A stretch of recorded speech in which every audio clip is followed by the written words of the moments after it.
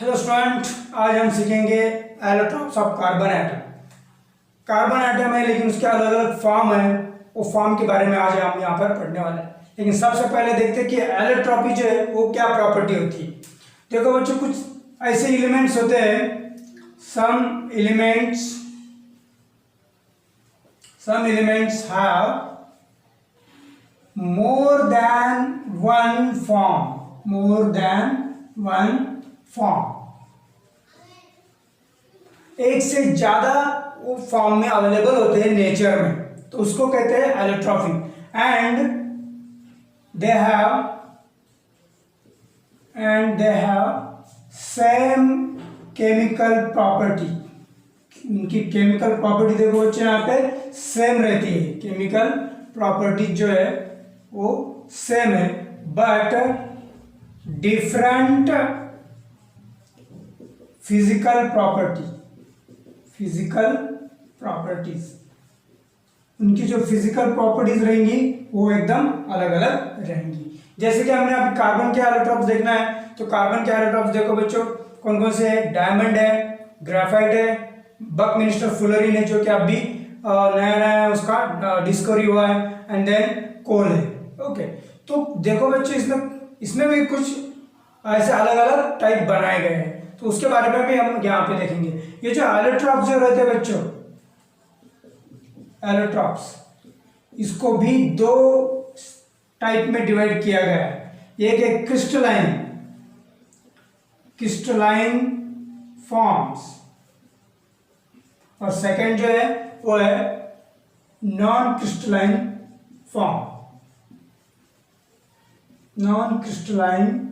Form, जिसको amorphous भी कहा जाता है, एमॉर्फस। तो ये दो बातें, इसके दो टाइप है उसको याद रखेंगे, क्रिस्टलाइन, ये नॉन क्रिस्टलाइन। जो क्रिस्टल फॉर्म करेगा मतलब क्रिस्टल जैसे स्ट्रक्चर जिसके रहेंगे वो क्रिस्टलाइन फॉर्म। लेकिन क्रिस्टल फॉर्म करने के लिए क्या होना चाहिए, क्या होना जरूरी है बच्चों? तो देखो यहाँ पे it has definite and regular structure या फिर रेगुलर अरेंजमेंट लिखेंगे यहाँ पे, रेगुलर अरेंजमेंट ऑफ एटम्स। तो ये जो स्ट्रक्चर रहेंगे, क्रिस्टलाइन फॉर्म जो रहेंगे, उसमें जो एटम्स जो होंगे उसको एक रेगुलर अरेंजमेंट उसकी रहेगी, जो कि इसमें नहीं रहेगी। ठीक है, देन तो रेगुलर अरेंजमेंट के वजह से उनको एक डेफिनाइट शेप आ जाएगा, इसमें कोई डाउट नहीं है, डेफिनाइट शेप। एंड ये हार्ड भी रहेंगे, हार्डनेस भी इसमें रहेगा, जो कि ये नॉन क्रिस्टलाइन में नहीं रहेगा। ठीक है, और तीसरी बात, तो इसको जो अगर हमने कहा इसकी रेगुलर अरेंजमेंट है, तो इसको जो है वो ज्योमेट्रिकल जो रहते हैं वो शेप आ जाते हैं, ज्योमेट्रिकल शेप्स। जैसे कि उसमें शार्प कॉर्नर्स होते हैं, sharp corners, and sharp corners भी होते हैं, और प्लेन भी रहते हैं। Okay, and plane surface. तो ये सब बातें इसमें होती है जो कि इसमें नहीं होती है। ठीक है, तो इससे हम अंदाजा लगा सकते हैं कि जो हमने बताया कि कार्बन जो उसकी जो एलोट्रॉप्स मैंने बताया, diamond, graphite, fullerene and coal. तो कोल जो है बच्चों, इसमें डेफिनाइट अरेंजमेंट ये सब नहीं रहता है, इसलिए उसको क्रिस्टलाइन और नॉन क्रिस्टलाइन फॉर्म्स कहा जाता है। तो इसके एग्जांपल अगर देखेंगे तो क्या रहेगा, मैंने जो अभी बताया, इसके एग्जांपल अगर देखेंगे तो इसमें आएगा डायमंड, ग्रेफाइट एंड फुलरिन, जिसको बकमिंस्टर फुलरिन भी कहा जाता है। ठीक है, और इसका एग्जांपल अगर देखेंगे तो इसका एग्जांपल आएगा कोल एंड चारकोल। ठीक है, तो ये सब बातें इसके बारे में हम याद रखेंगे। तो ये बहुत आसान है। देखो, एक ही एलिमेंट है जिसका मोर देन वन फॉर्म्स है एंड केमिकल प्रॉपर्टीज की सेम है, लेकिन डिफरेंट फिजिकल प्रॉपर्टीज की डिफरेंट है। ये बातें दोनों के बारे में याद रखेंगे, इसके दो टाइप्स एंड उसके एग्जाम्पल। ठीक है, तो सबसे पहले जो एग्जाम्पल है डायमंड, उसको पढ़ते हैं। उसका स्ट्रक्चर कैसा है, उसकी प्रॉपर्टीज क्या क्या है, हाँ ये भी बात हमारे बुक में दी गई है, तो उसको हम पढ़ेंगे। सबसे पहला जो है first crystalline form, crystalline form of carbon atom.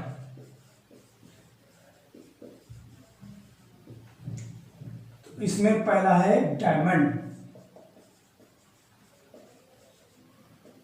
चलो बच्चे इसका स्ट्रक्चर देखते हैं कैसा है। स्ट्रक्चर तो डायमंड में क्या होता है कि एवरी जो एटम रहता है कार्बन एटम इज अटैच और is bounded to other 4 carbon atom. तो उसको यहां लिखते हैं कि every carbon atom is bounded with 4 other carbon atoms। Okay, एक हर एक कार्बन एटम दूसरे अपने जो नेबरिंग कार्बन एटम है उनके साथ वो बाउंड रहता है। ठीक है, तो ये स्ट्रक्चर ये फॉर्म करवाता है, वो स्ट्रक्चर का नाम है tetrahedral rigid 3 dimensional structure. 3 dimensional structure. तो ये बात याद रखना है, बहुत इंपॉर्टेंट है कि ये बात जो है आपको अच्छे से याद रखना है कि इसका स्ट्रक्चर किस तरह का है। इसका टेट्राहेड्रल रिजिड 3 डायमेंशनल स्ट्रक्चर इसका होता है। तो मैंने जो पहली बात बताई आपको कि हर एक कार्बन एटम जो है वो नेबरिंग 3 कार्बन एटम के साथ क्या होगा, 3 कार्बन एटम के साथ वो क्या होता है, बाउंड करता है। ठीक है, तो ये बाउंडिंग जो है वो इस तरह की होती है। ठीक है, थोड़ा सा दूर निकालेंगे तो हर एक कार्बन एटम ऐसे बाउंड होते जाएगा। ठीक है,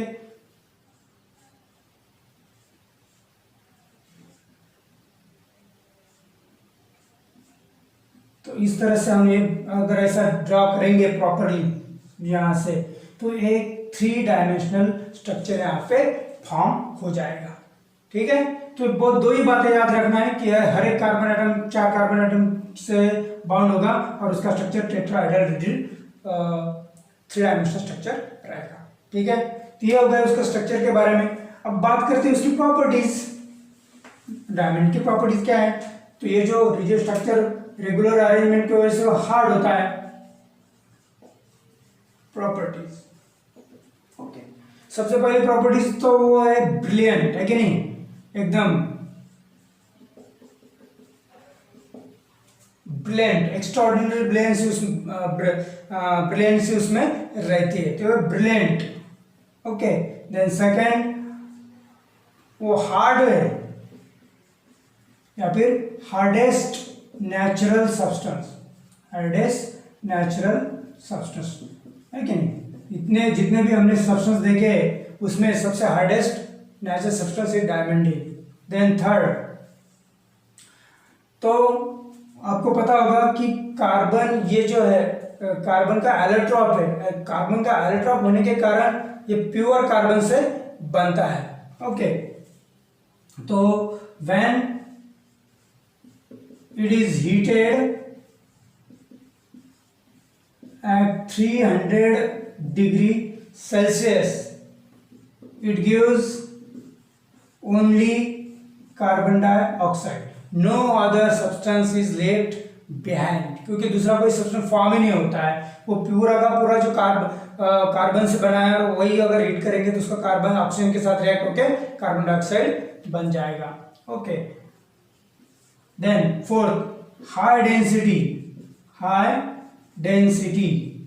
and melting point, शॉर्ट में लिखा, जो कि 3500 डिग्री सेल्सियस है।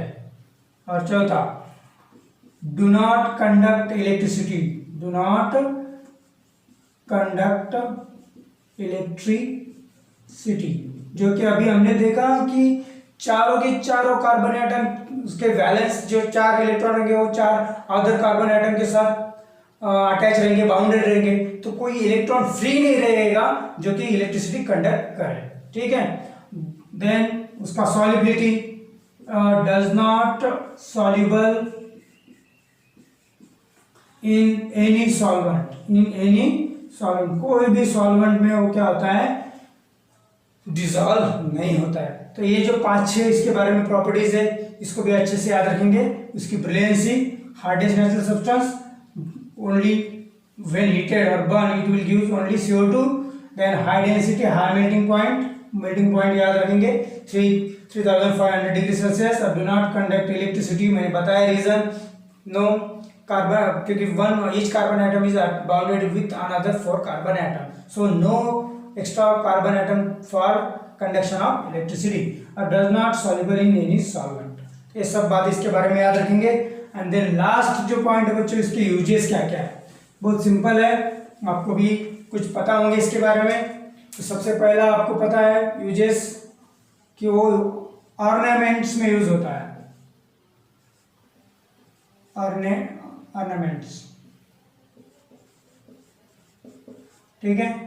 देन सेकेंड जो है वो ग्लास कटिंग में यूज होता है, ग्लास कटिंग करने के लिए हम इसका यूज कर लेते हैं, और रॉक ड्रिलिंग के लिए भी।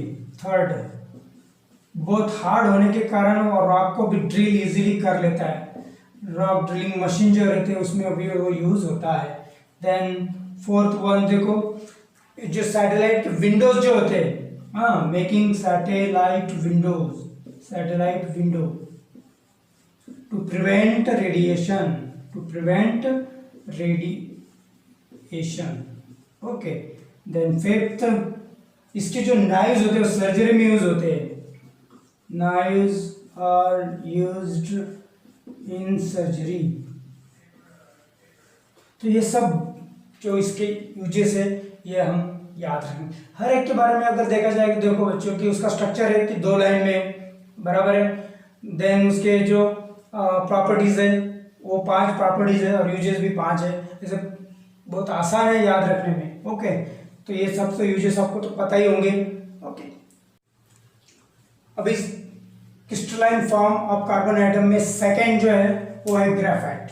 सेकंड क्या है जो जिसके बारे में हम पढ़ेंगे वो ग्रेफाइट, ओके। तो ग्रेफाइट का हम अगर स्ट्रक्चर देखेंगे तो बच्चों ग्रेफाइट में एवरी एटम इज अटैच और bounded with 3 carbon atom, every carbon atom is bounded with 3 other carbon atom, carbon बाकी उसके नेबरिंग जो रहेंगे 3 कार्बन एटम उसके साथ वो अटैच रहेगा, ठीक है। ये पहली बात याद रखिए। सेकेंड थिंग, ये क्या कर लेता है, इसका स्ट्रक्चर किस तरह से होता है, हेक्सागोनल स्ट्रक्चर ये फॉर्म करता है, hexagonal layered structure, layered structure ये फॉर्म करता है, एक लेयर फॉर्म कर लेता है बच्चों, हेक्सागोनल एक लेयर। एंड इसका जो क्रिस्टल रहता है, क्रिस्टल किस तरह से रहता है कि ये जो हेक्सागोनल स्ट्रक्चर की लेयर फॉर्म करते हैं, हेक्सागोनल स्ट्रक्चर की लेयर फॉर्म करता है, लेयर, ओके। बहुत सारे लेयर फॉर्म करता है, many layers, many layers of hexagonal structure, many एक के ऊपर और वन अनदर ऐसे बहुत सारे वो लेयर फॉर्म करता है। तो देखो बच्चे किस तरह से होता है, तो एक कार्बन एटम अपने नेक्स्ट वाले 3 कार्बन एटम के साथ अटैच होता है, देन ये उसके आगे जो 3 फॉर्म रहेंगे, बराबर है, इधर उधर इस तरह से, बराबर है। देखो अब एक कार्बन जो एटम है इसके साथ अटैच है, ये कार्बन एटम इसके साथ अटैच है और ये कार्बन एटम इसके साथ अटैच है। तो ये इस तरह का एक क्या कर लेता है, एक हेक्सागोनल यहाँ हेक्सागोन यहाँ पे फॉर्म कर लेता है। ठीक है, इस तरह का एक कंटिन्यूअस वो अपना अपना ये ठीक है, आपको समझ में आए। इस तरह का एक लेयर फॉर्म कर लेता है और ऐसी लेयर के ऊपर लेयर बढ़ा के वो ग्रेफाइट का स्ट्रक्चर फॉर्म होता है। तो यहाँ पे ये याद रखना है कि हेक्सागोनल लेयर स्ट्रक्चर वो फॉर्म कर लेता है। और देखो बच्चे, यहाँ पे एक इलेक्ट्रॉन जो है फ्री रहता है, एक इलेक्ट्रॉन फ्री रहता है which moves along this layer, continuously moves करता है, and that is why it is a good conductor। ये बात भी याद रखना है क्योंकि यहाँ पे वो 3 कार्बन एटम के साथ अटैच होता है, बाकी एक कार्बन एटम मतलब एक वैलेंस इलेक्ट्रॉन वैसे रहता है कि जो कि वो लेयर में मूव होता है। आगे उसके बारे में लिखेंगे जब हम उसकी प्रॉपर्टी देखेंगे। ओके, अब प्रॉपर्टीज अगर देखते हैं इसका तो कलर देखेंगे। प्रॉपर्टीज, इसका कलर देखो बच्चों, ये क्या है, ग्रेइश ब्लैक कलर का है, ग्रेइश ब्लैक कलर का ये है और बहुत सॉफ्ट है, बराबर है, और ब्रिटल भी है, सॉफ्ट ब्रिटल एंड स्लीपरी। अगर हाथ मिलेंगे तो आपको समझ में आएगा, बहुत स्लीपरी है। Then it is a good conductor, it is a good conductor.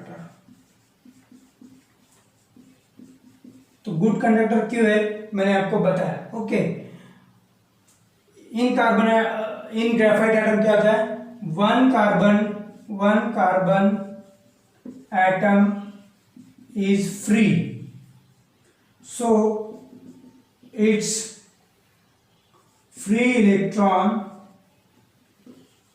move continuously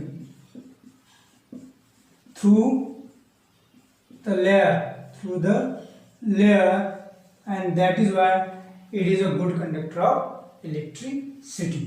तो ये दो बातें इसके बारे में हम अच्छे से याद रखेंगे। देन लास्ट यूजेस, तो यूजेस आपको पता है, लुब्रिकेंट है क्योंकि मैंने अभी बताया कि वो स्लीपरी है, तो लुब्रिकेंट बनाने के लिए उसका यूज होता है। देन सेकेंड, और लुब्रिकेंट में और बोलेंगे हम यहाँ पे ग्रीस भी फॉर्म करवाता है वो। अगर ग्रेफाइट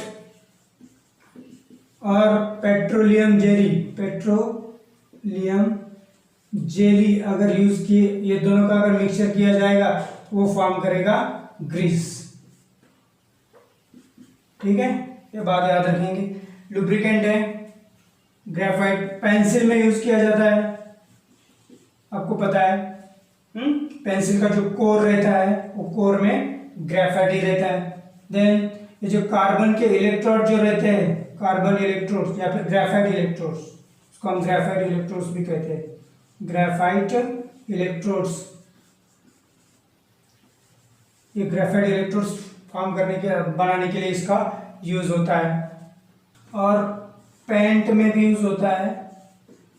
ओके, और लास्ट वाला ये आर्क लाइट जो रहते हैं हेडलैम्प में, गाड़ी के जो हेडलैम्प रहते हैं आर्क लैम्प, वो ज़्यादा ब्राइटनेस रिफ्लेक्शन होना चाहिए, उसका ज़्यादा रिफ्लेक्शन होने के लिए ये आर्क लैम्प में भी ये ग्रेफाइट यूज किया जाता है। तो ये सब बात इसके बारे में हम याद रखें। कार्बन एटम का तो वो है फुलरिंग। एक्चुअली बच्चे इस पे अभी बहुत सर्च चालू है, ठीक है, क्योंकि ये नेचर में बहुत रेयरली फाउंड होता है। ओके, क्या कहेंगे हम इसको, rarely found in nature. Actually कहाँ प्रेजेंट रहता है, it is present in Sood. Okay, जो काजल रहता है ना, कोई अगर बर्न करे तो जो काजल आता है ना तो उसको सूद कहा जाता है, तो वो सूद में प्रेजेंट रहता है, बहुत कम मात्रा में प्रेजेंट रहता है। एंड इंटरस्टेलर स्पेस, इंटरस्टेलर जो स्पेस रहता है वहां पे भी वो बहुत रेयरली फाउंड होता है। तो इसका स्ट्रक्चर किस तरह से रहता है, ओके, स्ट्रक्चर की अगर बात करेंगे तो इट कंटेन 60 कार्बन एटम्स। वो बाउंडेड होते हैं, bounded together to form a spherical molecule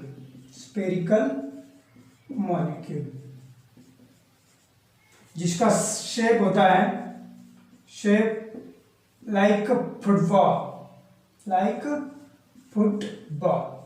जिसमें कुछ हेक्सागॉन एंड पेंटागॉन प्रेजेंट होते हैं। हेक्सागॉन्स एंड पेंटागॉन्स जो प्रेजेंट होते हैं। देखो बच्चों, इसका नाम बकमिंस्टर फुलरिन भी इसको कहा जाता है। तो बकमिंस्टर फुलरिन एक अमेरिकन आर्किटेक्ट थे जिन्होंने एक हॉल बनाया था जो कि फुटबॉल का जो है हेक्सागॉन और पेंटागॉन है उसी की तरह उन्होंने वो हॉल को शेप दिया था फुटबॉल के बॉल की तरह। तो इसी के शेप की वजह से उनको ये कार्बन एटम भी सेम उसी शेप में अवेलेबल है, तो इसीलिए उसको जो है फ्लोरीन नाम दिया गया। कि इसका फार्मूला देखो बच्चों क्या है, इसका फार्मूला है C60। तो ये बात हम यहाँ पे याद रखेंगे, इसका फार्मूला और किस तरह से उसका स्ट्रक्चर है वो, ठीक है। और उसकी प्रॉपर्टी अगर बात करते हैं तो प्रॉपर्टी है कि वो soluble in organic solvent, soluble in organic solvent, soluble in organic solvent, ठीक है। अब बात करते हैं इसके यूजेस की। अभी यूजेस पे जो है बच्चों वो अभी इस पे सर्च चालू है, तो जो है फिर भी उसके जो कुछ यूजेस हमें यहाँ पे पता है उसके बारे में हम देखेंगे। कि पहला यूजेस है वो बहुत अच्छा ये है, क्या कहेंगे उसको, इंसुलेटर है, इंसुलेटर, ठीक है। एक अच्छा इंसुलेटर बोल के इसका यूज किया जाता है। सेकेंड, जो कि हम वाटर प्योरीफाई करने के लिए जिस तरह से कार्बन यूज करते हैं, आपने देखा होगा आपके घर पे जो वाटर प्योरीफायर है उसमें एक कार्बन का बॉक्स रहता है, तो ये भी यहाँ पे एक कैटलिस्ट बोल के यूज किया जाता है, catalyst in water purification, in water purification.